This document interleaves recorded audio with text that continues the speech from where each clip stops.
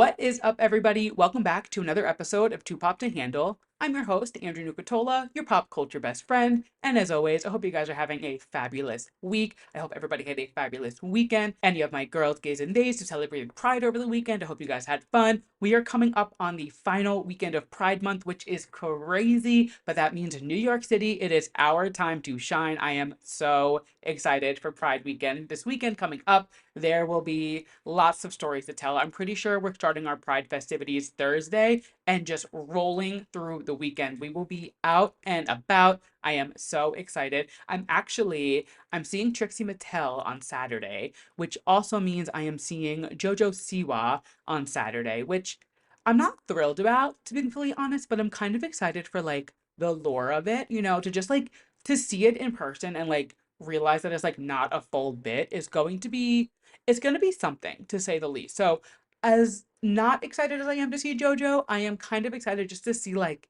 what's in store. But that aside, we have tons and tons of exciting things going on this weekend. So next week's episode will be very exciting.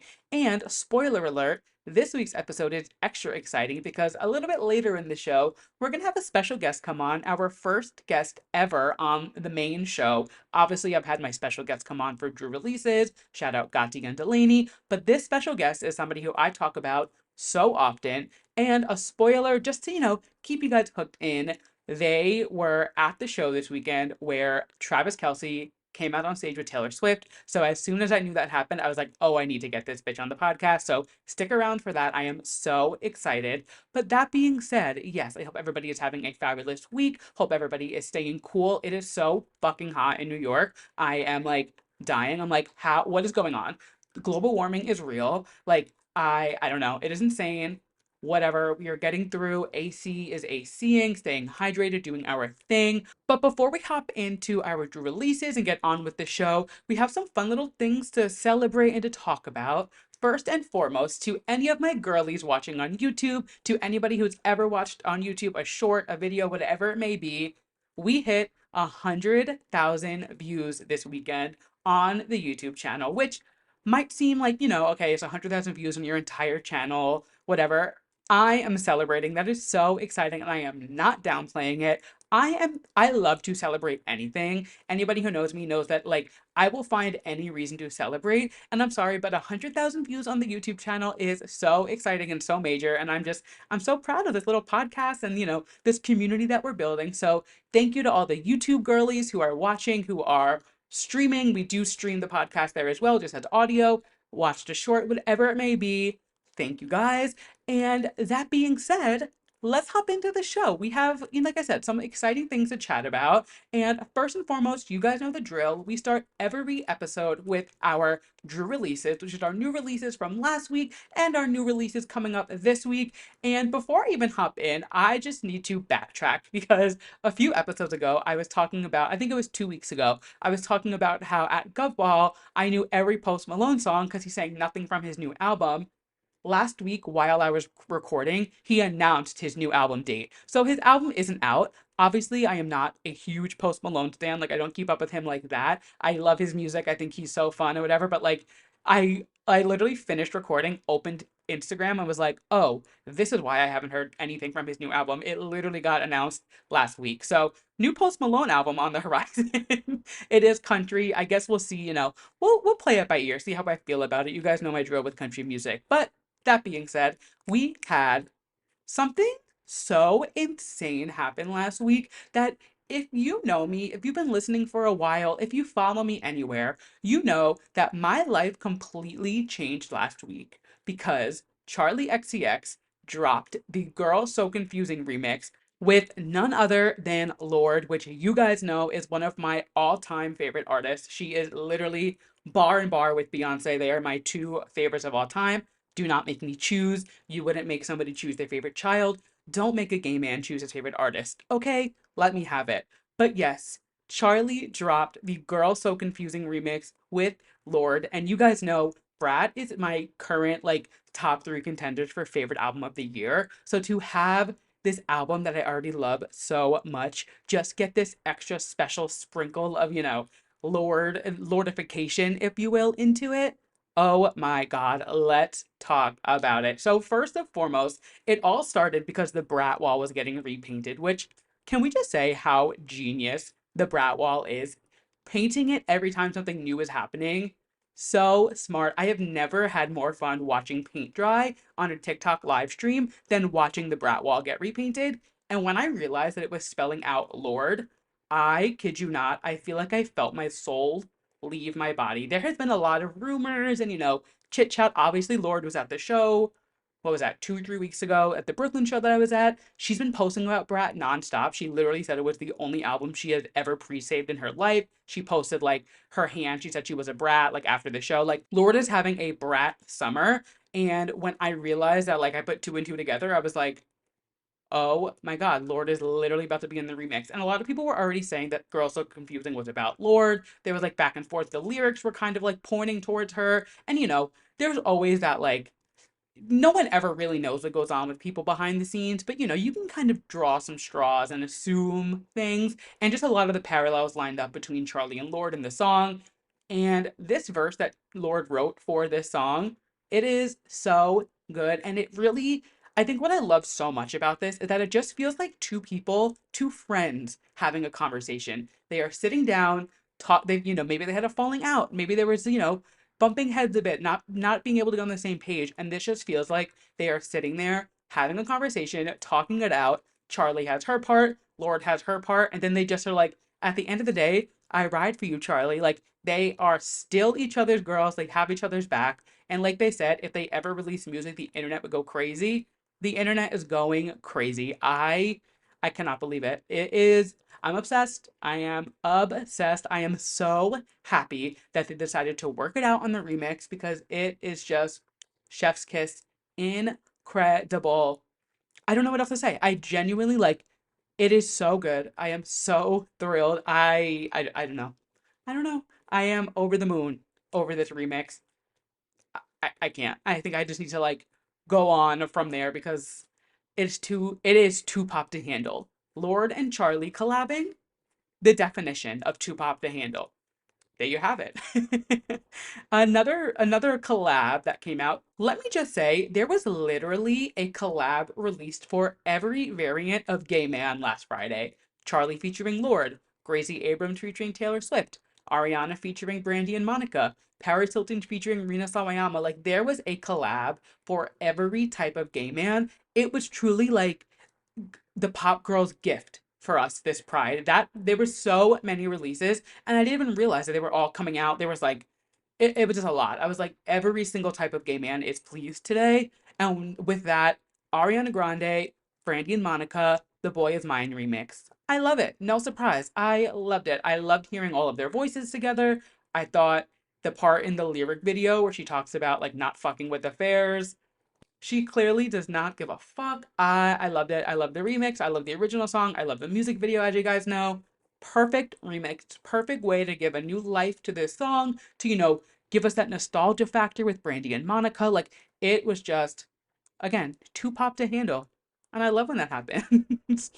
The next collab that came out on Friday, it was actually the full album. Haven't listened to the full album yet because I'm not a Gracie Abrams girl. Not that I dislike her. I think she's very talented. I understand why people like her. I just have so many pop girls in my bucket. I'm like, okay, I can't fit you all. You know what I mean? Like, I feel like I need like if I was on a boat, put it this way.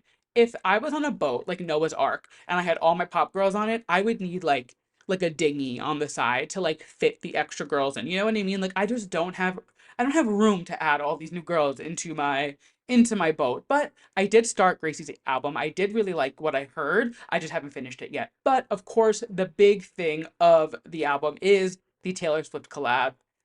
Is it really a collab? Taylor's on it for like 37 seconds, I would say.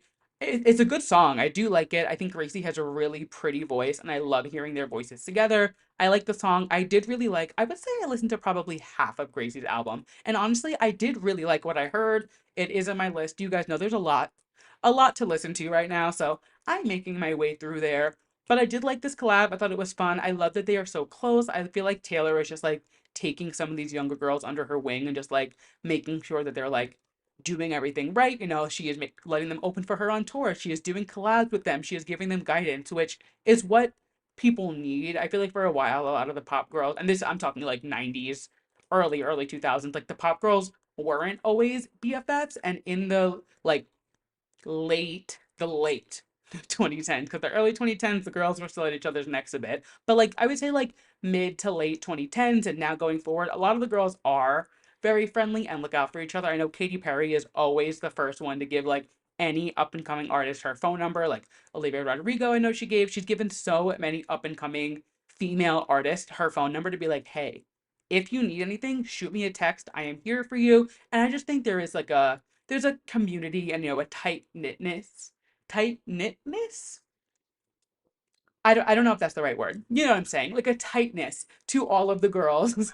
So I love to see, when they lift each other up and they collab together. It's just very nice to see. So I did like that collab. I will finish Grace's album and we'll get around to it, but it's not top on my priority list. The next release we talked about this last week, but it was Paris Hilton featuring Rina Sawayama. I'm Free. I mean, it's exactly what you would expect from Paris Hilton. A fun beat. Paris is doing her Paris whispery vocals on it. It's a fun collab. I like the song. Did it change my life? No, but I wasn't expecting it to. It's just a fun pop song. I'm into it. I'm very excited for Paris Hilton's album to come out. I feel like it's just going to be fun. She did that interview a few days ago and she was like, this summer is for the girls and the gays. The pop stars are coming through and we are releasing this just for them. And just her saying that, I'm like, oh, she gets it. She will not disappoint. She rarely disappoints in anything she does because she's fucking Paris Hilton. But that being said, a fun collab. Rena is just I love Rena. I think she has such a fun and unique sound. So I'm always excited to see her collab with anyone. And a Paris Hilton collab with her is just something I never expected. So a fun, unexpected collab. Very fun there.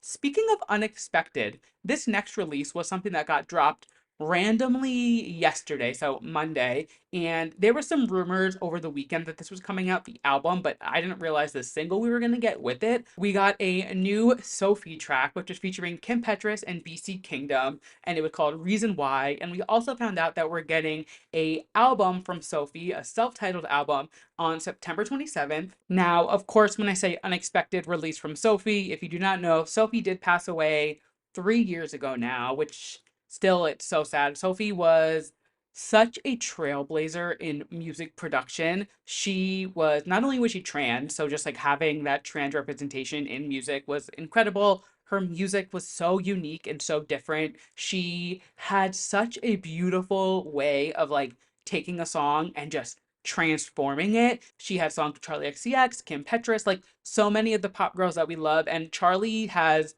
said so many times that her music now is so heavily inspired by SOPHIE. She did that interview, I think it was with Apple Music or BBC, I forget, where she gets completely choked up and literally cries talking about her experience with SOPHIE. So, SOPHIE, her music is not for everyone. It is definitely, I mean, she literally, I feel like, was like the first person to really go hyperpop and go like full fledged for it. And it is, I love it. I love hyperpop music. So if you're not into that, you probably will not enjoy SOPHIE's music, but I love it. I love this song. Reason Why, like I said, it's with Kim Petras, BC Kingdom. Great song. I don't know what else to say because I truly am so surprised at the fact that I was listening to a new SOPHIE song in the year 2024. When I found out that this was happening and it was getting released, of course, my first thought is always like, when somebody dies and a project comes out, the first thing, unfortunately, you think of is like, oh, this is a money hungry, a cash grab from the family. But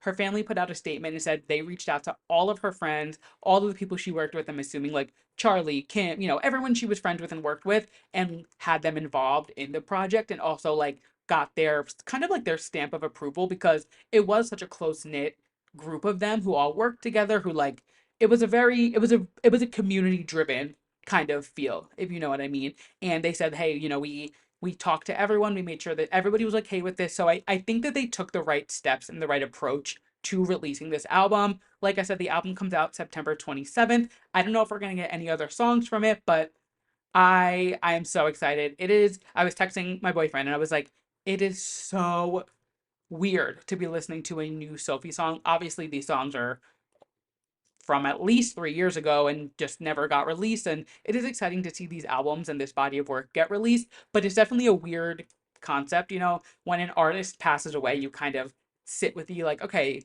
their discography is probably most times the only discography, like it's gonna stay that way. So when there is an album that comes out after somebody passes, it's almost like, whoa, like what?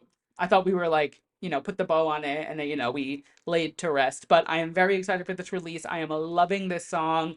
Very excited to see what comes from that. And those are all of our releases from last week slash this week, I guess. And then coming up this week, Lil Nas X, he is releasing Here We Go, which is actually a song from a new Eddie Murphy movie, a Beverly Hills Cop movie that's coming out on Netflix. It sounds really good. There's a snippet that's going around on Instagram and TikTok. You guys know I love Lil Nas X. He is great. I always love his projects. I'm excited to see what he has in store. And I feel like we don't often get projects from him that are from like a movie or a soundtrack or something. So I'm excited to kind of see like how he interpolates, I guess, his sound into a movie when there's obviously the song was, I'm sure he had creative points in it, but obviously it wasn't just like him writing a song for the movie. It was probably, some more creative hands in there. So I'm excited to see how that comes out. We will chat about that next week. And that wraps up our Drew releases. Moving into our more pop culture topics, I do still have a music thing to chit chat about, and that is I finally listened to Normani's album, and I honestly really enjoyed it. I thought it was really, really good. If you haven't listened to the last two episodes, I want to say, I kept putting off listening to Normani's album just because I had so much music to listen to, and I just like, there was a lot going on, it just wasn't top of my priority, but I said last week, I promised to you guys I was going to listen to it and give you guys my opinions, and I honestly really did like it. Was it groundbreaking music? No. Was it like the best thing I've ever heard in my life? No. But it was good. I did really like it, and I do feel really bad because all of the like chart update accounts, all of the pop culture or whatever accounts are all tweeting about her debut, and I guess now I'm doing it as well, so I'm no better than them. But it did debut with 12,000 sales, which is not great. It's not great. It debuted at number 91 on the Billboard charts. And it does kind of suck because there was such a hype and a drive and like an excitement behind Normani releasing music, but they just missed the mark in producing and not producing, I'm sorry, in promoting it. There was like no rollout, there was no event, there was barely a performance. Like it was so lackluster. And it does just go to show like you can't just rely on social media to push an album or to make a hit song. Like you have to do the work. You have to go on Today's Show, be there at 4 a.m. and do a Today Show performance. Go on the talk shows, do the circuit. Like, and it's not Normani's fault. I mean, I'm assuming her team just didn't present these opportunities or like they weren't there. I don't know. Whatever happened, I don't know. Not great. The album is good. I do like it. I do suggest if you're just looking for like an R&B kind of vibe, if that's your thing, definitely listen to it. It is very good, and I wish it was getting more of, recognition and sales. But in the year 2024, when every single person, even people who have passed away, are releasing music, you've really got to step your pussy up and like you've got to be on it. And it just wasn't, it wasn't there. So that being said, I feel like I needed to just, make sure I close the loop on the Normani album and do away with it because I feel like it's been like a thing for the past few weeks with us. And I'm like, you know what? Let me put the bow on it. I did like it. Will I be revisiting it? I don't know. We'll see. That being said, let's move on because this next topic that we're going to talk about, I've warned you guys. I have told you guys when this happens, prepare to be sick of me. Freaky Friday 2 is officially in production. Oh my God. I I can't even believe I'm saying that sentence. I have been manifesting, begging, pleading for a Freaky Friday sequel for years. I have tweets from like 2022 of me being like, if we get a Freaky Friday sequel, I will never shut up about it. And it is finally happening. Yesterday, Walt Disney Studios or Disney Studios, whoever it is, posted a photo of Jamie Lee Curtis and Lindsay Lohan on the set of Freaky Friday 2, and it's happening. Pretty much the entire original cast is back. The only cast member who I don't think is coming back is Anna's little brother, which is, I'm curious how he's going to be written out of it. Like, how is Harry Coleman not in the movie? But regardless, Lindsay's in it. I'm content. You guys know Lindsay Lohan is my it girl of all it girls, my queen. And I am just so excited. Freaky Friday is like top five, maybe top three movies of all time for me. It always has been. I've just loved it since I was a kid. Just, the nostalgia. Honestly, the music in it is so good. Pretty much the entire original cast is back. Mark Harmon is back. Chad Michael Murray is back. Christina Vidal is back. Pink Slip is back. The mother and daughter from the Chinese restaurant are back. Like, they are bringing back the OGs, and it's just going to make this movie so good. And of course, with a new storyline, there's going to be some new characters. So we had Julia Butters joining the crew, Manny Jacinto, Matreyi Ramakrishnan, and Sophia Hammonds, who are all joining in on the fun. The storyline seems to be following Anna with her daughter and a new stepdaughter who is joining the family. Unsure of, who's going to be the body switching, what's going to happen there. But regardless, I am so excited for this movie. Ugh, I cannot wait.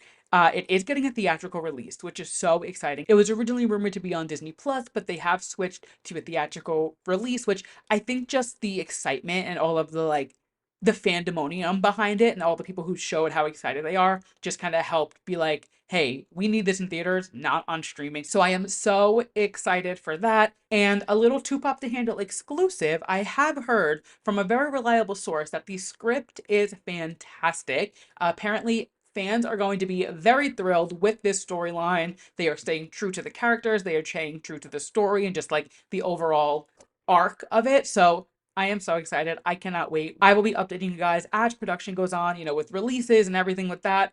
I cannot wait. I am so excited for Freaky Friday 2. If anybody at Disney is listening, if you need anyone to promote this movie, make a TikTok, talk about it in a podcast, go somewhere, do something, have your people call my people. I will hop on a plane and go anywhere to help promote this movie. I'm just saying. But enough Freaky Friday talk for now because I could really go on for hours about how excited I am. Let's talk about somebody who is having a very exciting main pop girl moment, and that is no other than Sabrina Carpenter. I mean, it's a weekly occurrence now where there's something to talk about with her because she is on top of the world, I feel like. First and foremost, she released her short and sweet tour dates, which she's doing full on arenas, MSG, Barclays Center, like huge arena. So I am so excited. I saw her at Terminal 5 last year, which, if you know Terminal 5, you know that like to go to a show at Terminal 5, you have to really love the artist. I will literally fully miss a tour if I am not like fully sold on the album or the artist. Like, I have to love the artist performing at Terminal 5 to go there. And I braved Terminal 5 for the Emails I Can't Send tour. I am so happy to announce that I did get tickets for Barclays Center. I do not have to deal with Terminal 5 again. So I am very excited to see her. And, it's just so cool to see her. She sold out like 3 nights in LA. They had to add an extra New York show, another Texas show. Like, she really is the it girl right now. She is pulling these girls in. Everybody is eating her up.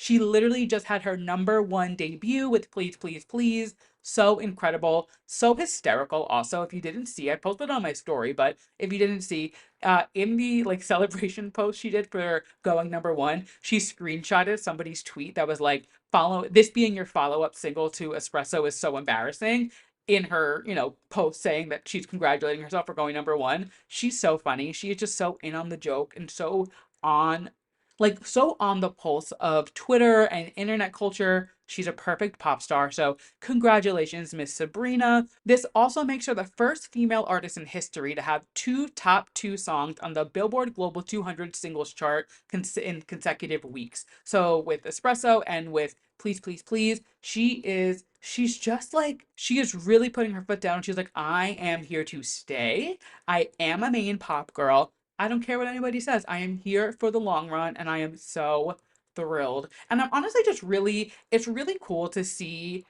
this era of like pop girls and fans, people are really diving into like their full discography. Where I feel like in the past, people would kind of just like surface level listen to the new music, but like Sabrina, Chapel, people are fully diving into like their older music. Sabrina just had like old songs and albums start charting again on iTunes. I think she has something bubble under on that Billboard charts. Chapel's album has gotten like insane streams and she's all over the Billboard top 100. I think she's going to have like the number 6 album on the Billboard chart next week, she's predicted, which is insane because the album came out 9 months ago. It literally came out last September, and like it's crazy, and it's so cool to see that people are going back and kind of doing their homework. Chapel's a little different because she only has the one album, but the fact that it came out almost a year ago and people are going back to it with this new hype. So cool. And Sabrina, just seeing all of these old songs of hers kind of get this new recognition. People are, going in and doing their research. It's just really cool to see. And as somebody who's been in stan culture for as long as I have, not let me not age myself, but for somebody who's been a stan of artists for so long, it's just cool to see that payoff for the artist. And it must be really cool and rewarding for them as well. So that is Sabrina. She also actually, not enough of Sabrina, Vogue World was this weekend, and Sabrina was there, but everybody was there. Oh my God. First and foremost, I know what Vogue World is, and I knew it was happening, but like, I didn't realize like the hype and excitement and like the everything around it. I feel like I opened my Twitter as soon as it started, and it was just everywhere. I couldn't scroll my Instagram, my TikTok, my Twitter, and I wasn't mad about it, but I was just like, oh my God, this is like people went nuts this year for it. So just to name some people who either walked in the show, attended the show, performed at the show, Miss Katy Perry, who we know is gearing up to start her new KP6 era. Like I said, Sabrina walked, Gigi Hadid, Kendall Jenner, the two of them rode in on horses. Like, hello? What in the equestrian? Like, crazy. Ciara walked. She looked stunning. I loved that yellow color on her. Alice Consani walked, who was just like, I feel like one of the it models right now. She is having such a moment. I love her. Venus and Serena Williams walked. Teyana Taylor, FKA Twigs, Bad Bunny performed. Like that's only like part of the list. I was like, if I go through everybody, I'll be here for an hour and a half longer than the episode, and we got things to talk about. But it was like, I was like, oh my God, they pulled some big names for Vogue World this year, and it was exciting. I didn't watch the show live, but I caught up the next day, and the girls they were doing their thing. Vogue World was kind of that bitch. But yes, Vogue World exciting. Sabrina, congratulations on everything happening right now. I cannot wait for the short and sweet tour. It's gonna be so much fun. I cannot wait. And with that, this weekend was so exciting for many reasons. We have to talk about the Eras Tour in London this weekend because what the fuck? It was so major. I feel like it's been a while since we've done like a full Eras Tour recap for the weekend because there's been like big moments that have happened, but nothing to this level. And like if you know, you know, and if you don't, strap in, buckle up because we have some things to talk about and we have a very special guest and I am so excited. I'm not going to give it away yet, but just give us a few minutes and my special guest, we're going to phone a friend and chit chat with somebody who had boots on the ground, who was at the Eras Tour Night 3 in London when Killa Trav made his appearance and his debut at the Eras Tour. But let's not jump ahead. Let's rewind by Charli XCX for a second. Did you guys see the ring that Gigi Hadid bought for Taylor? Because this is very much giving congratulations, very much giving like maybe dare I say engagement present. So the ring is essentially it's ugly, but it's exactly something that Taylor would love to wear. And that's not a wreath, that's not a drag. I feel like Taylor just likes eclectic and unique looking pieces, and this sure is. So it's a gold ring, I'm pretty sure, with one of her cats on the top of it, like a portrait of the cat, and then on either side of the ring, it has a 13 and an 87. I wouldn't think anything of it was weird and like alluding to something more than just like a gift if the 87 wasn't on it. If it was just like a 13, maybe a 1989, like I don't know. The fact that Travis's jersey number is on this ring that Gigi Hadid got custom made for Taylor Swift, something sounds fishy. Something feels like an engagement present. And I mean, I'm not, whatever they do, and if they're, whatever it is, That's their prerogative. I am simply a boy with a microphone, just giving you guys some pop culture news because that's what I'm here to do. So take that with what you will. I will post the ring in my episode carousel on Instagram. So if you haven't seen it, you don't need to go searching. You can just go look at my Instagram. It'll be up by the time the episode is live. Very peculiar though, like very much giving engagement present. So I'm excited to see why she gave that ring and like what comes from it from there. That being said, let's get into these shows because it was crazy. She had 3 shows this weekend, and first and foremost, the surprise songs. Oh my God, it's been a minute since a surprise song has really like hit me in the gut. This week got me. First up, the first night, she does a mashup of Hits Different and Death by a Thousand Cuts. Death by a Thousand Cuts is in my top 3 dream surprise songs. I would say is Death by a Thousand Cuts, New Romantic, and The Way I Love You. Those are like my 3, like my God tier Taylor Swift songs. And anytime she sings any of them, it hits me like a bullet because I'm like, that should be me. And Death by a Thousand Cuts happening again. It hurt. I'm not gonna lie. I was like, God damn it. I don't even have tickets to the Eras tour, but the fact that like she's still singing my top 3 songs. The next song, because that wasn't enough, she did The Black Dog mashed up with Come Back Be Here, mashed up with Maroon. First and foremost, the fact that night 1 at the Eras Tour got 5 songs, 2 of which were my surprise songs. I got Come Back Be Here in Philly, and I got Maroon in New Jersey. They are literally like, they won. They won. But then it just keeps going. Like, she was on something this weekend. Night 2, the first song she sings is Thank You, Amy, mashed up with Mean. I don't even need to go in further. If you know, you know. That is insane. She is an insane woman. There is nothing like a mad woman. And Taylor Swift is, in fact, insane for mashing up Thank You, Amy, and Mean.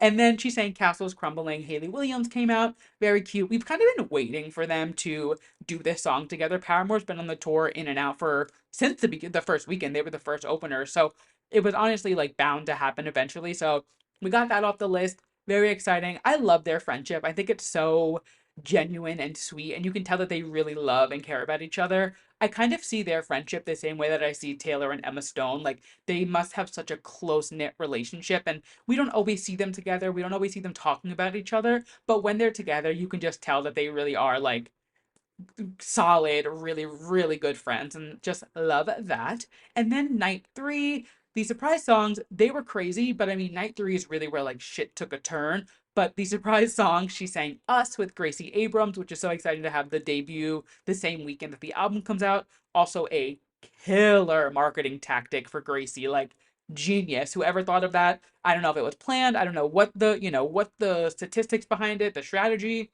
Genius to do it the same weekend that your album comes out. And then the next mashup, Out of the Woods, Is It Over Now, and Clean. 1989 and Speak Now are my 2 favorite Taylor Swift albums. And the fact that they got a 3-song mashup of all 1989 songs, what the fuck? This bitch is insane. London won this weekend. London literally won.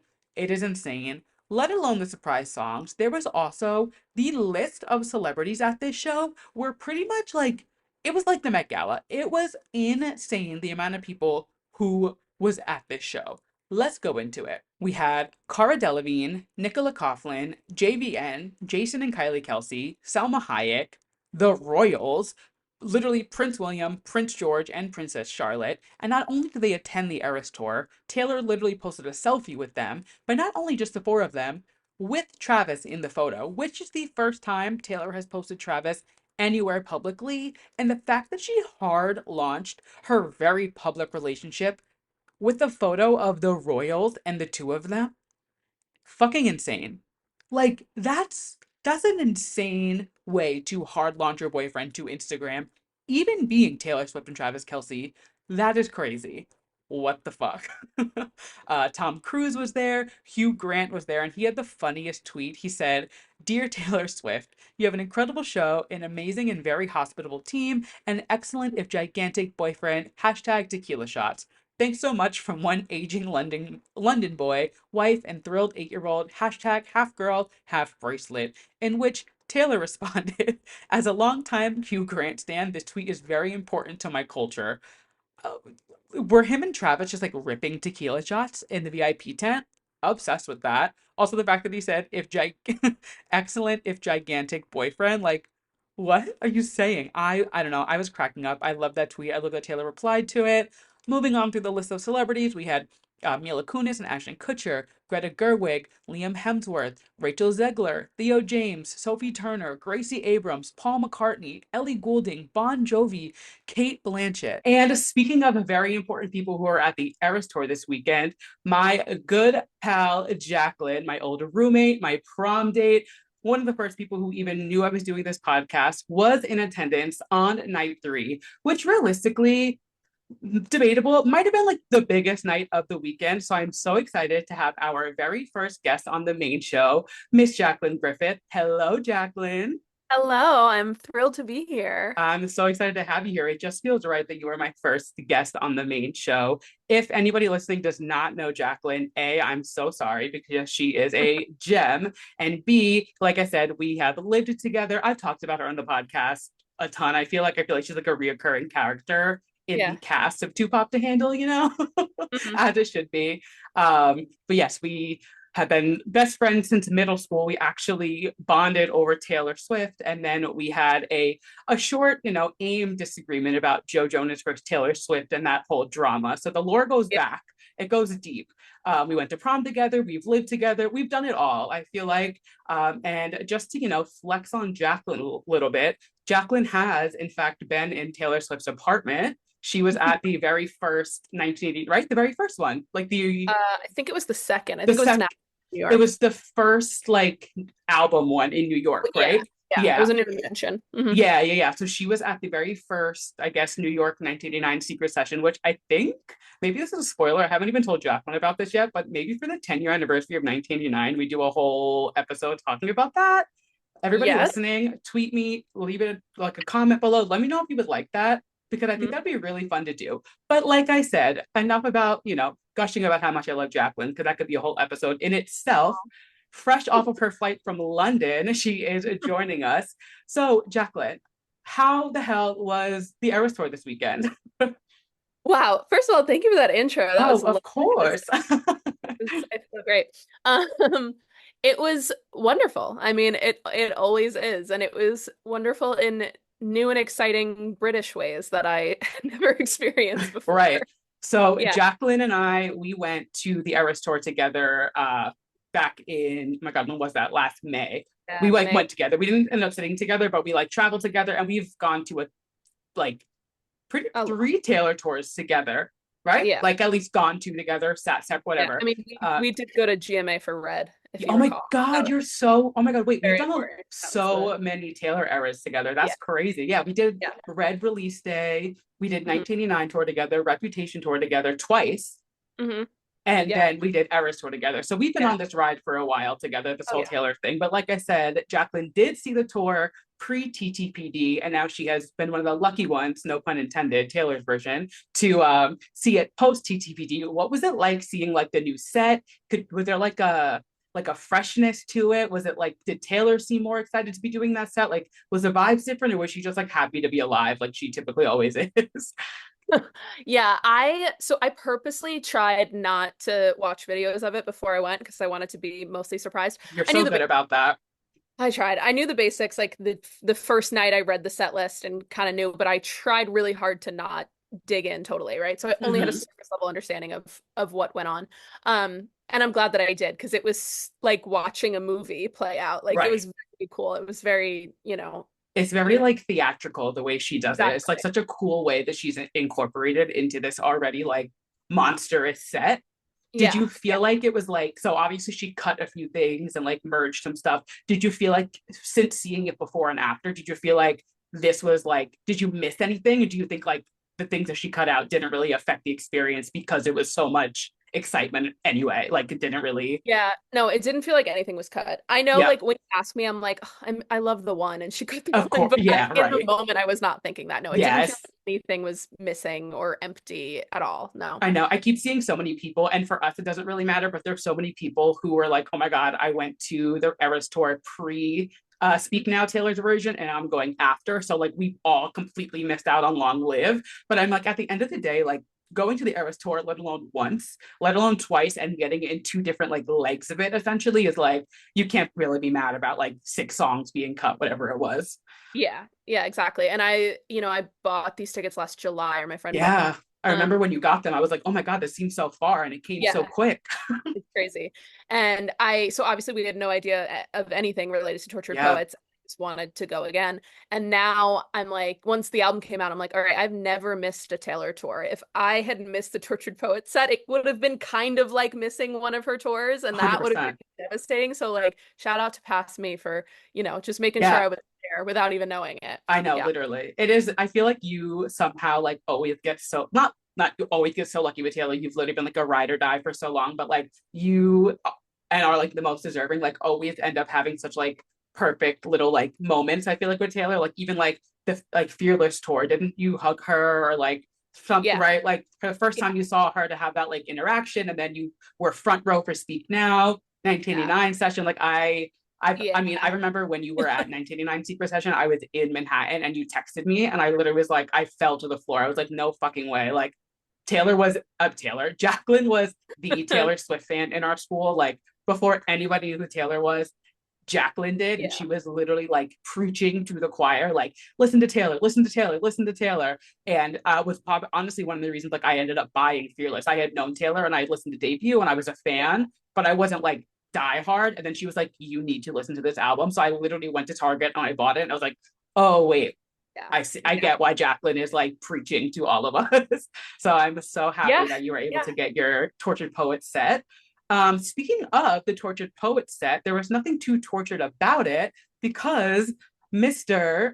Guy on the Cheaps himself, Travis Killa Kelce, Trav did himself. literally Killa Trav came out and killed it on stage. And I obviously, everybody listening, I have been avoiding talking about Travis coming on stage because I knew Jaclyn was going to come on. And since she was there, I was like, what better way to talk about the fact that Killa Trav was literally on stage than with somebody who was there? So let's talk about it. Like, how crazy was that? And like, did you pick up right away? The video seemed like he was out on stage for like 10 seconds and then everybody caught it. Like, was it like that? Yeah. Did the Yeah. videos So do it justice of like the excitement that just like burst out of nowhere?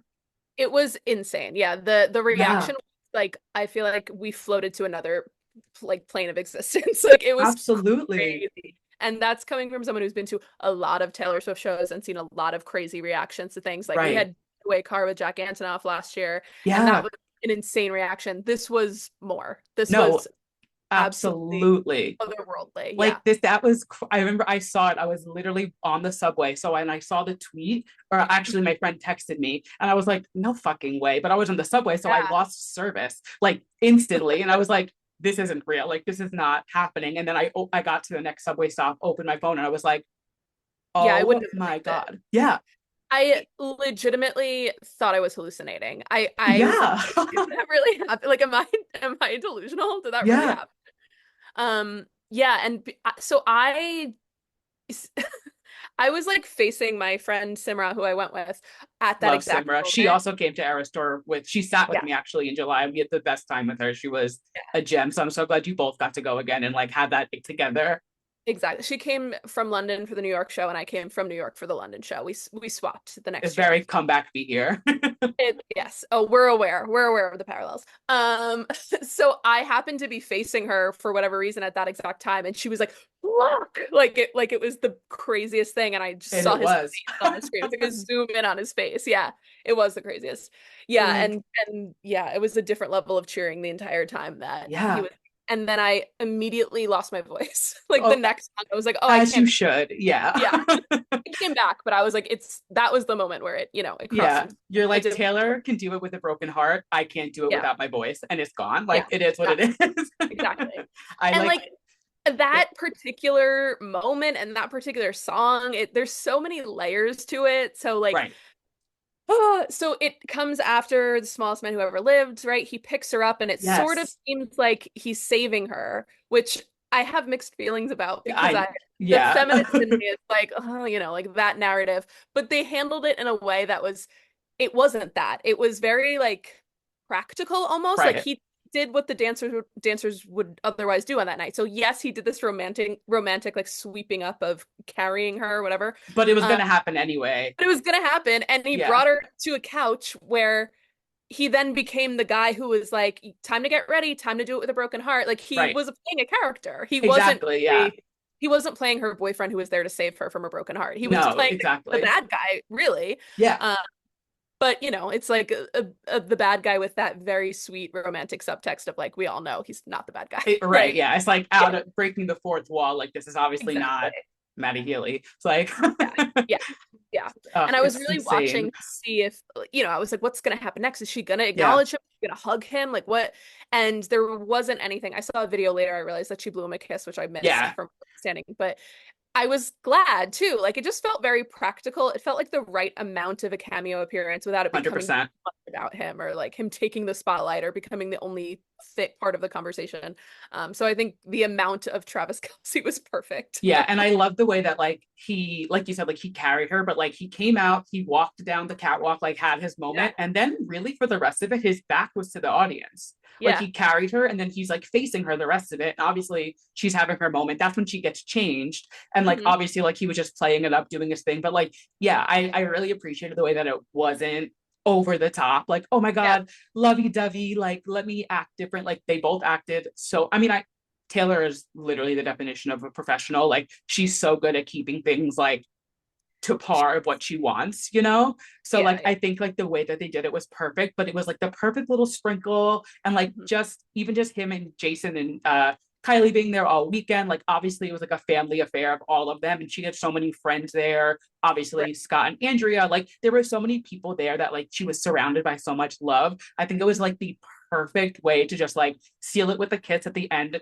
of this incredible weekend. Like end it It's like perfectly. the ultimate hard launch, right? Like Yeah, it's literally. Taylor Swift version of a hard launch, And like right? I was talking about earlier in the episode, like she literally posted him on Maine, like with the Mhm. Royals, which is just like the hard launching with a photo of you and the Royals is the craziest I thing. know. Insane. And then like, I Yeah, you see that photo and I was like, oh my God, she posted with the royal family. Wait, it's yeah, wait, just that's like Travis I had Kelce. like Yeah. two reactions, two completely Yeah. separate No, reactions. Yeah. literally. And it was such like a normal photo, like just like a selfie. It was Yeah. like nothing crazy. I know It it was could have not been great. like Yeah. a posed professional photo, but no, Yeah. it was like quite literally on an iPhone. There's the candid Yeah. of them, and I'm like, oh, she literally took this like for herself. I loved Yeah. it. But Yeah. yeah, I thought it was like such a perfect way to just like end this already. I mean, between all the surprise songs all weekend, between like everything that was going on Hmm. at these shows, like perfect way to end it. Just so much fun. And then the videos of him after during Karma, when everyone was like freaking out and singing to him, like it was even more special to see him reacting to Guy on the Chiefs that night because like he was also Yeah. the guy on the stage. Yeah. Yeah. It was like a very mature way to do it, I think. Yeah, Like I they both totally like agree. committed to the bit, like he was playing a character, even like with her Instagram post too. That was very mature. Yeah, Like it very wasn't mature. sappy. It And wasn't like like I'm like what you say like so like proud and swooning or something over Travis, like his over. Yeah. debut. Yeah, like it's so cute, but also not like ew, shut up. You know, it's very like good, No, like equal parts lovey dovey, but also like oh, like he was clocked in. He was working. He saw the show free too many times. She was like, nobody wants to work these days. Get your ass yep, up and work. yep, She's like, you're yeah, not training right now. Get on stage and dance, monkey. yeah, yeah, yeah. And As like that, we love to see it. I It love like that. takes away the anti-feminist part of her him Yeah, carrying her. It's like oh no, yeah, he's literally dancing for her and putting on a show on her exactly. stage. Yeah, And that's a then good point. I think that that's important. I didn't think about it that way. yeah, Yeah, like it he's flips the doing his script job. real quick. Yeah, And then she also, I don't know if it was at your show, there was so much going on. She did like the Archer thing that he does. I think yeah, it might have yep, been earlier in your show, which like yeah, just like was obviously an Easter egg because God forbid she does anything without like breadcrumbing us a little yeah, bit. But yeah. You're it was right. so good. And I'm so glad that you were there. Like if I couldn't have been there, I'm glad it was you who were there to experience it because like Yeah. it's Yeah. what you deserve. Thank you so much. That means a lot to me. No, literally, of It would course. like maybe this is me being like too like Too pop American, to handle. but No. I always. But I wouldn't expect her to do that in London. Like he doesn't have any ties to London. Like if it were Yeah, like but Joe millions of Alwyn and Maddie Healy do. I am aware of that. Yeah. And I do often, every time she goes out with him, go like, "Oh, she hates Joanne." Oh, that's so Right. good. I would do Like the same thing if I they were might her. be cool and like they might be good, but like she's going to like get the last laugh and like Yeah, pour the salt in the wound, even when the album wasn't exactly. about him fully. And like what we Right, know, like she paints Joe in a very like positive enough light, like a mature right. ex light, but she Yeah, still made sure she was like, "Oh, I'm in your territory. Let me just like stick the knife in a little bit deeper and just just be a nice like, little. hey." But yeah. By the way, So Paul good. McCartney's here. What Yeah. was that? By the way, Paul McCartney's here. Oh Like yeah, that's literally, yeah. like On top of like the the Prince. list Yeah. was really crazy. It was insane. Yeah. Like while I was reading it and like even writing my outline for the episode today, I was like, this is literally this could have been like the invite list for the Met Gala as well. Yeah. Like it is Yeah. such a stacked list. It's crazy. Yeah. Yeah. I Yeah. love it. Yeah. So It's wild. good. Well, thank you so much for coming on and chatting with us. It was so, I feel like it just makes sense to have you as our first main show guest. And like, what better way than to bring you on to talk about Taylor Swift? So Yeah. thank you so much, Jaclyn. Like I said, I think we might do that 1989 episode. So stay tuned for that. It'll be, what is that, October is the Yep. anniversary, right? And that's Yes. 10 years. That's Yep. 10 crazy. years since I met her. Yeah. Crazy. But it'll be And here before we know it. I know. And it's still, it's been 10 years since I met her, and like it still is very important to me. Like Oh, it like the magic has not worn off. no, Like literally, like, and it's something about Jaclyn is still like going. every single one of her friends has the wallet size photo of her and Taylor in their wallet. It's in my wallet right now. Ashley, I know you're listening. I know it's in your wallet. Yeah. Megan, Joe, Erin, everybody has one in their wallet. Yeah. Like And my like college professors. Yeah. everybody, because we just know, like, you can, like, think about meeting your ultimate diehard fave, and that's Jaclyn meeting Taylor. And it was like such a special, oh my God, I can't wait to talk about it. Like, I feel like I know. I'm Easter egg breadcrumbing them, but like your experience with Taylor was so good. Like the red wine and the laughing together. Oh my God, I can't wait. Wait, yeah, we have to do that episode. I don't care what people comment or if they don't want it or not. We're gonna do it. So stay tuned for that. Yeah, I mean, I could talk about it forever, truly Yeah, for and we hours, will. but yeah. Yeah. Amazing. Well, thank you so much, Jaclyn. We still have some more show to talk to, so I will let you go and we will talk to you very soon. It was just a crazy weekend to be at the Eras Tour. Thank you so much, Jaclyn, for joining us. Thank you guys for listening to me recapping it. We are not done yet, though. We still have our TV recap, my yes and my mess. It was just an exciting week for pop culture. So, first and foremost, moving into our TV recap, the Kardashians. I did catch up, I did watch. Like I've been saying, this season really isn't that groundbreaking. There's nothing on it that I'm like, huh. The first few episodes, I have some points to talk about. Really, the only thing I need to talk about from the last two episodes is why is everybody being so mean to Kylie for just having a venting session with Kendall about her looks?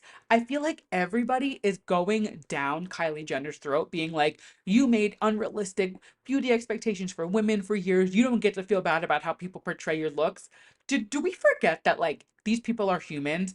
Again, I am not like a Kardashian diehard. I don't think they are like God's gift to the earth. I think they're entertaining. There is no denying their impact on pop culture. Like they have been monumental in pop culture. You can't deny it. Whether you love them or hate them, it's the truth. And Kylie just had this like very vulnerable moment with Kendall, literally with her sister, talking about how, she got her fillers dissolved and she's understanding why all the work she did to herself was, it didn't paint the best image for her or for people online. And she's like, why are people still coming for me and dragging me and being so mean about my looks when all I'm doing is just like trying to make myself feel comfortable, feel beautiful, and people were being so nasty online. And I understand having no sympathy for the Kardashians because, like, you have all the money in the world. What problems do you have?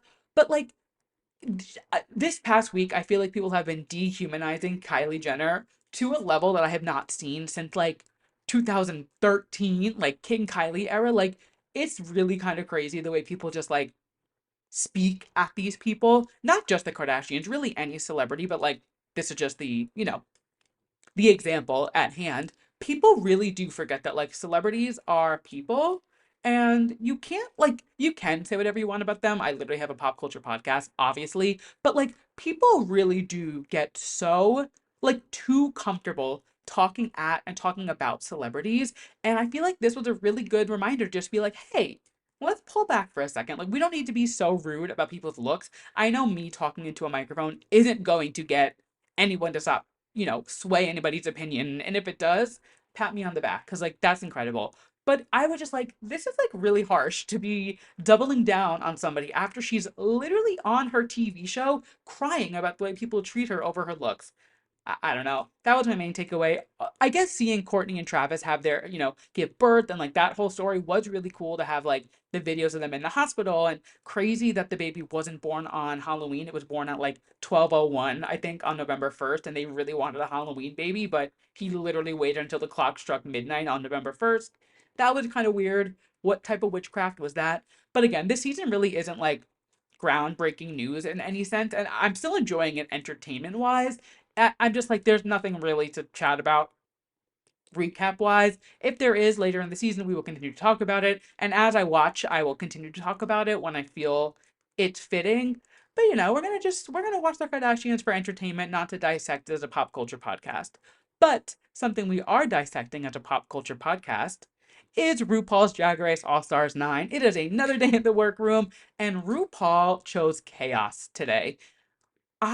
They are puppets on RuPaul's strings. It is crazy, the mini challenges and everything that he makes them do. So Ru enters the workroom, and we find out that the girls need to carry fruit from one basket to another between their thighs. So they are literally putting fruits between their thighs and have to like duck walk and waddle over to another basket, release the fruit into the basket, and hope it doesn't bounce out. Who comes up with this shit? I am so fascinated with the producers and the teams who come up with these crazy challenges, even for the traders. If you guys remember when I was recapping that, whenever that was a few months ago, like they really come up with the craziest shit for these people to do. It's honestly admirable. It is admirable that they are so creative and able to just like think of these things. I'm like, do it. And like they're like, yeah, we're gonna do it. Very bizarre. But so yes, after they carry the fruit from one basket to another through their thighs, we find out that Nina West wins, and she wins immunity, which is a fabulous thing to win, I will say. Spoiler alert, she didn't need it, but we'll get into that. This week is a comedy and acting challenge, and it was actually really fun because the girls got to spend so much time with Rue. I feel like the most time you really see with the girls with Rue on any season is in the workroom and on the main stage. Like, we don't see them really do challenges together. It's rare that Rue directs a challenge, and it's even more rare that Rue is in an acting scene with them. So it was really cool to see like another side of Rue and all of their relationships and the way like they were all breaking character and laughing together. Like, it just kind of adds a little more like human element to the show and not so much like judge versus contestant. It's like, oh, they actually are real people who like kind of form some type of relationship, even if it is just for the camera. But yeah, so I loved this. I thought it was really fun.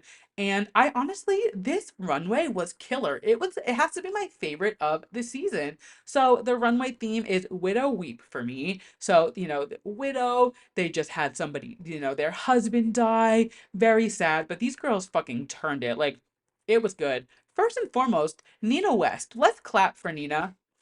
I don't know if you can hear it because of my voice isolation, but I am clapping. But she looked fantastic on the runway, which you guys know I have famously hated everything she'd worn this season, and she looked incredible. I love this look. It was the best look she's had all season. Phenomenal. I loved it. It was finally a good reveal, not just revealing to like more glittery fabric. I loved it. Amazing job for Nina West this week. Roxy Andrews came out as like this killer bride with the murder weapon. She had a bloody axe. She had blood all over herself. I forget who, I think it might have been on the pit stop. It was one of the recap shows that I watch or listen to. And they were like, I wish the blood went over the dress more. It was pretty much like red crystals on her neckline. I wish, and I agree, like I wish that the blood did kind of splatter on the dress more. Again, it is what it is. Her makeup alone steals the show. Like, she's just so stunning that I'm like, I don't really care. There could have been no blood on her and I still would have been like, oh, she's fucking gorgeous. Love this look from Roxy. Next up, Angeria Paris Van Michaels. Holy shit. Now you guys know she is my Southern Belle. I adore, I love her so much. And she came the fuck through this week. When she turned the corner on that runway and she took the widow to a whole nother step, being like a black widow spider, but still being a widow weep for me. She had the urn on her hair, literally an urn in her wig. She looked incredible. I loved her creative spin on it. I loved her makeup. I loved everything she did. It was no notes, literally perfection. I loved it. Next up was Plastique, who just can't look bad a day in her life. She looked gorgeous. It was a like literally a work of art, this garment. I didn't really get Weeping Widow from it. It wasn't like sad. You think Weeping Widow, you think either like bridal or something more sad. Maybe I'm missing something there. She looked fantastic, do not get me wrong, but I didn't think it was like the most on theme, but she literally looks like $6 million just anytime she steps on the runway. So like who you like you can't be mad. You know what I mean? Even if she completely misses the runway theme, she still looks better than most of the girls on the runway. Sorry. And next up, Chanel. I didn't understand the connection. I got like the first part was very Weeping Widow and sad, like the black cloak. When she took it off, gorgeous garment. It was stunning, so cool. I didn't understand fully how it connected. I guess maybe it was like now she's living her life as like a rich whatever. It was very similar to Georges, who was next. They both did this like black coat and then reveal into just like a dress. Chanel was more like kind of like Marie Antoinette, and Georges literally looked like the red salsa dancing girl, the emoji. Both looked gorgeous. I liked. It's tough because I liked them both a lot, but there were things that I was like, I don't know. Like again, I don't understand like Marie Antoinette esque in this. I guess it was a character. I don't know. Georges, she looked great. It was cool, but it was like okay, like now you're a salsa dancer. Again, this is one of my favorite runways of the season. Everybody looked great. This is just me trying to like stay in tune with the runway theme. You know what I mean? Like I'm trying to be like, wait, how does this connect back to Weeping Willow when you're dressed like Marie Antoinette and the red salsa dancing girl? I don't know. Again, stunning runway. And we ended it with two banger looks. Oh my God, there's a little fly. Not this fly, literally in my camera. You don't pay rent here. Get out. Anyway, um, Gottmik turns the corner, and you want to talk about somebody who always is on theme and looks fucking incredible. Gottmik is show-stopping. She turned that corner, and the way that the candle was melting, the way that the dress, oh my God, it was stunning. Incredible. No notes, not one. She has every single week killed the runway and done it in a way that is so creative and unique. You just have no option but to stand. Like, she's incredible. She is, ugh, I love her. Love that look. And then Miss Vanjie, she looked so fucking hot. Oh my God. First of all, she comes out with that fur coat, which I was just like, oh bitch, she's rich. And then to reveal that like lingerie, the body was bodying, the jewelry was jewelry, like her makeup, her hair, everything insane. She looked so hot this week. I was like, oh, that's a woman. Like that is a full-fledged woman at birth. She looked incredible. We come to find out that the top two this week, very well deserved. Angeria and Nina West. Again, I loved both of their runways. I thought they both were hilarious in the challenge. It's no shock that like Angeria and Nina are winning a comedy challenge. They are funny just by like breathing. So it made sense. Very well deserved. You guys know I love to see Angeria win. They go on to lip sync to Lover Girl by Tina Marie. Angeria ends up winning My Queen, My Southern Belle. And if you remember, I did say that Nina did get immunity this week, which she didn't end up needing. So I ended up giving her $2,500 to go towards her charity, which was nice because, again, she won immunity and then didn't get to use it. It kind of sucks. So the fact that they gave her some money for her charity was such a nice little gesture and way to kind of like not let it go to waste. But Injuria does win. She wins the $10,000 for her charity, and she decides to cut off Gottmik, which like makes sense. I understand. It looks like drama next week. Gottmik is not happy, and I don't blame her. I don't blame her. But I mean, it is the name of the game. But this is the second week that Injuria gets to cut somebody off. So obviously she couldn't cut off Roxy. So again, that being like, if she cut Roxy off again, it would have been Hot Mess Express. But that being said, that was RuPaul's Drag Race All Stars 9 this week. Loving this season. You guys know I am very excited to see how this season ends. I honestly, this non elimination thing, it's great. I love being able to see the girls every week, but I have no idea when the season's going to end. Like, there's no way when people eliminate, you're able to be like, okay, there's 6 queens left. There's at least 5 episodes, or there's at least, you know what I mean? Like, you can usually piece together a timeline. This could go on until December if they wanted to. They could literally just keep going. There's no eliminations. But that being said, loving this season. Very excited to see how it turns out. And that brings us to the last segment of our show. It is time for my yes and my mess of the week. If you are new here, first of all, welcome to the Two Pop to Handle family. Second of all, I end every single show with my yes and my mess of the week. My yes being something I'm loving, and my mess being something I am not loving. We always start on a high note, so let's kick it off. Now, there are far and few times where a new lingo or saying or phrase gets added into a gay man's vocabulary. You know, like there's certain pop culture moments that just like when it happened, they stick in your vocab and they are new things to say. But it has to be like a big hitter for it to really stick. My guess this week is just saying, this is going to ruin the tour and let's work it out on the remix. Obviously, this is going to ruin the tour, is what Justin Timberlake said when he got arrested. Any minor inconvenience that I've had this week, ugh, this is going to ruin the tour. The subway is delayed, it's going to ruin the tour. My coffee, I'm waiting too long for it, it's going to ruin the tour. Like any minor inconvenience, my first thought, this is going to ruin the tour. And I love it. I feel like she's here to stay. I feel like I'm going to be saying that for a while. It's really the only good thing Justin Timberlake has given us in the past 10 years. So let me have it. Let me take it. And the second one, let's work it out on the remix. It's just so funny, the memes of it. I don't know if I'll be saying that as often as the tour one, but I think in like internet culture, it's gonna stick around for a while. I'm already seeing people using it for like funny, famous feuds. People are using it for like hacks. Oh my God, I finished Hacks, by the way. Incredible. If you have not watched Hacks, go watch Hacks. It was so good. The ending of season 3. Holy shit. Talk about matching somebody's freak. They need to work it out on the remix. Incredible. But I've just been loving being like, oh my God, they need to work it out on the remix. Like if you have two girlfriends who are fighting, tell them to work it out on the remix. If you have like two characters in a movie that don't like each other, just let them work it out on the remix. They're gonna work out on the remix, just like Charli and Lorde did. I just love it. And I love when there's a new phrase or word or saying that comes into the vocabulary for a bit. Just adds a little spice. You know what I mean? It just makes things a little more fun because the girls who get it, they get it. Like when you say a pop culture reference, especially a new one, and somebody lights up, you could see that excitement in their eyes. It's almost like me right now. I feel like I'm like so excited to talk about a new pop culture moment, which is really my life. But yeah, very excited to have some new vocab to add, some more brain rot vocab, to add to the dictionary. And my mess for the week, speaking of brain rot, this fucking paparazzi who asked Kesha how she feels about Katy Perry and Dr. Luke collabing.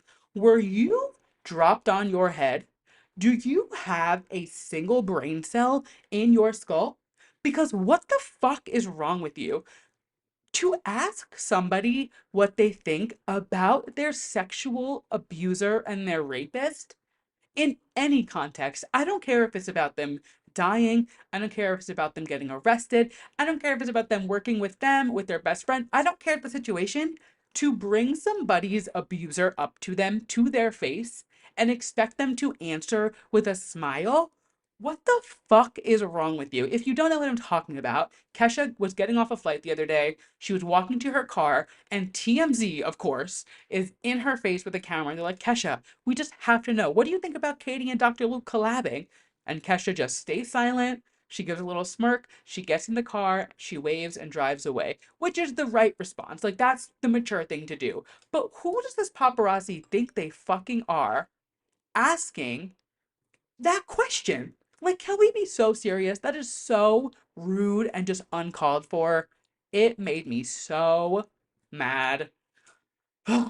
Just like use your brain. I know you're at TMZ. Like I know that's your job, but can we just like again not dehumanize these people? Imagine bringing somebody's rapist up to their face and being like, "Hey, what do you think about what they're doing now?" Who gives a fuck? Ugh, oh my God, it made me so mad. And with that, that is the end of this week's episode of Too Pop to Handle. Thank you guys so much for listening. Thank you for tuning in. If you liked what you heard and you're listening to us as a podcast, whether it's Spotify, Apple Music, iHeartRadio, Google, Amazon, all the different platforms. There's so many podcast platforms. If you're listening to us as a podcast, make sure you leave us a 5-star rating, leave us a review, let me know what you're thinking. If you're watching us on YouTube, again, thank you guys so much for 100,000 views. That is like an insane number to think about, and it's crazy and so exciting. Thank you guys again for watching on YouTube. If you like what you saw, make sure you hit subscribe, hit the like, drop a comment, share it with a friend. I say it every week. If everybody listening or watching this episode shared this episode with one friend, I would double in viewers and listeners. It is simple math. It is so easy. Hit the little share, send it to a friend, send it to 2 friends. It's Pride Month. Give back to the LGBTQIA community. Bring a new gay into their life. You know, it never hurt anyone. And if you would like to follow us on social media, we are at 2pop2handle on Instagram, Twitter, TikTok, YouTube. If you would like to follow me on social media, I am at Andrew Nucatola on Instagram, Twitter, TikTok. Come follow along. We are always yapping, always posting. There's always something going on for me to talk about. And with that, I will catch you guys next week. Bye!